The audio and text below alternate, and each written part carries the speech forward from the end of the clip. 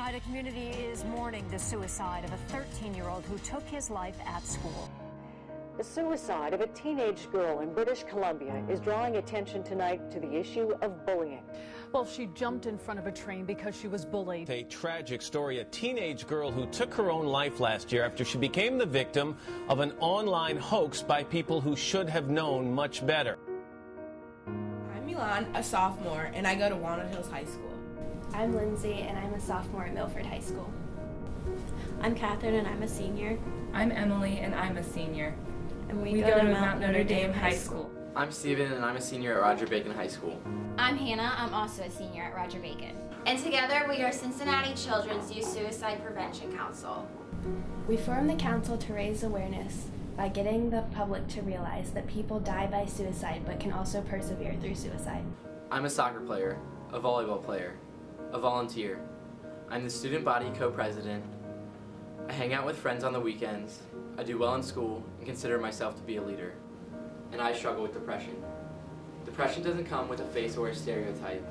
It hides behind those who appear strong and always have a smile. When people look at me, they normally see a happy, smiling girl, but what they don't see are the emotional scars that are hidden beneath that smile. Depression, anxiety, and suicidal thoughts were never an issue for me until I was kicked off of my Cloud 9 by my boyfriend and best friends. Those friends turned against me, and I was bullied by people I thought I could trust. I was left with the feeling of not being good enough, and I didn't know what else I could do but end my life. When I was 14, I got my first boyfriend. He seemed so nice at first, and I was really happy. Soon, things got bad. He would tell me things like my nose and chin kept me from being perfect, and the only person who was perfect was my best friend. I felt ugly, fat, and like I wasn't good enough. Soon, I was really depressed. Then I found a friend who I could talk to, and he made me feel better about everything and may have saved my life. Suicide affects everyone. There's not just one story or one type of struggle. There's also not just one solution. Sometimes it's asking your friend if they're depressed and seriously talking to them in person. Other times, it's going along with your friend to talk to a parent or a mentor.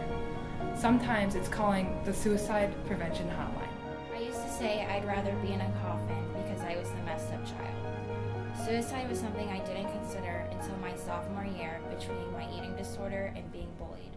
I felt alone. I thought the world would be better without me. I was fortunate enough to go to rehab to see how wonderful I am truly made. You can never tell what someone is going through by their appearance. We all go through struggles, but it's overcoming those struggles that define us.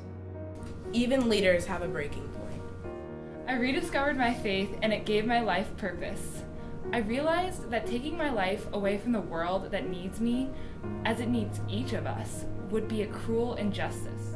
Reaching out to someone can really help them in a tough time. When the night is the darkest, the stars shine the brightest. Happiness can be found even in the darkest of times if only one remembers to turn on the light.